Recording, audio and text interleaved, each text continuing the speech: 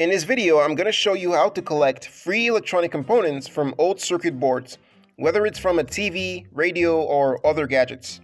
I'm also going to show you how to sort each component and store it like a professional. Remember, these parts are gold for your future DIY projects, and you won't have to spend a dime. So if you're not subscribed to the channel, hit that subscribe button and let's get started. So, why salvage parts? Most electronic waste is full of useful components: resistors, capacitors, transistors, relays, ICs, you name it. Instead of buying new parts, salvaging not only saves money, but also helps reduce e-waste. Plus, some old parts are hard to find nowadays. So, one of the ways to collect free electronic components from a circuit board is by desoldering those components. So here with me I have a voltage stabilizer circuit board that I got for free from a repair store. Desoldering each components with your soldering iron can take a long time.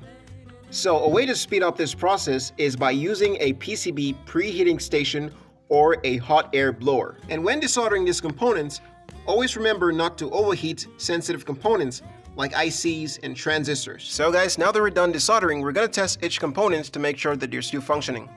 So by using a magnifying glass, we're gonna check each components for any burnt parts. So after separating the burnt components from the unburned components, we're still gonna have to test the unburned ones with a multimeter to be sure if it's still working. First, we're gonna have to start by testing resistors. To do this, you're gonna need a multimeter, and you're also gonna need a resistor color code chart. You can download a picture of the resistor color code charts from the internet. So now, let's test if this resistor is still working with the resistor color code charts and also the multimeter. On the resistor, we have color bands. And each of these bands can be used to identify the value of the resistor, even without using a multimeter. But in our case, we're gonna have to use the color code band and the multimeter. The reason why we're doing this is because some resistors could be faulty even without any burns. So now, let's test this resistor here that has a color band of red, black, and gold. Remember not to start with gold when reading a resistor color code. Gold is the last color on a resistor, which is the tolerance. So guys, on this resistor we have 4 color bands, and the 2 first colors are the digits. The third color is the multiplier, and the fourth color is the tolerance. So on our resistor we have 2 red bands, which is 2 and 2, which is 22. And those are the digits. And now we're gonna multiply those digits by the black color. And the black color multiplier is 1. So 22 times 1 is 22 ohms. So that's the value of our resistor. And how about gold? Gold is the tolerance of the resistor. So the tolerance is there to indicate how close the actual value is to the specified value of the resistor. So let's test the resistor with our multimeter to be sure if it's 22 ohms. Tune your meters knob to ohms. And as you can see here, the resistor indicates 22 ohms. This means that the resistor is still functioning. And so guys, we're gonna do the same test for all the resistors to be sure that they're all working. So after testing if the resistors are still functioning, we're gonna have to put them in a plastic container like this. This is an assortment kit box for storing tiny components. And if you don't have one of these, you can always use plastic bags to store your components. Remember to put the resistors with the same value in one container. Just like the 22 ohm resistor, glue a paper tape on the container and mark the container as 22 ohms. Do the same for all the resistors, and there you have it guys, a clean and neat storage system for your resistors. So guys, let's move on to the diodes. A way to know if a diode is not functioning is by checking for cracks. If you find any cracks in the body of the diode, just know that the diode is not functioning. So we're also going to test the diode by using a multimeter. So tune your meter's knob to continuity. A diode lets current flow in one direction, and in the other direction, current does not flow. So we're going to test the diode in forward and reverse. To know if the diode is working, one side of the diode is going to read, and if we reverse, the other side is not going to read. And if the diode is faulty, you're gonna hear a beep sound on the multimeter in reverse and in forward. And the readings on the reverse and the forward will be 0. And sometimes if the diode is faulty, it might not read on reverse and forward. And so we're just gonna put all the diodes in one container and name it diode. And so guys, if you're enjoying this video, hit that subscribe button to support the channel and also to be a part of the channel.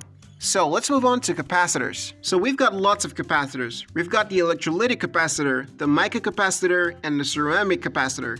and we've got many more others. So a way to know if a capacitor is faulty is by looking for burned parts, or sometimes you might find popped capacitors, or you might find a leak on the capacitor. These are signs that indicates that the capacitor is faulty. And on the capacitor, you're going to find the value of the capacitor, just like this electrolytic capacitor, which has 1000 UF and 35 volts. So we're going to put all the capacitors with the same value together in one box, just like the 1000 UF and the 35 volts. We're going to put that together and name it 1000 UF and 35 volts. So now guys, we're going to move on to transistors. So we've got different types of transistors. We've got BJTs and we've got MOSFETs. So guys, we're going to start with the BJT transistors. And on the BJT transistor, we have the NPN and the PNP transistor. So how do we know if an NPN or a PNP transistor is faulty? First, check for cracks in the body of the transistors. These are indications to show that the transistor is faulty. Another way to do this is by using your multimeter. Tune your multimeter's knob to continuity. The NPN and PNP transistor has 3 legs, or terminals. And these legs are named as base, collector, and emitter.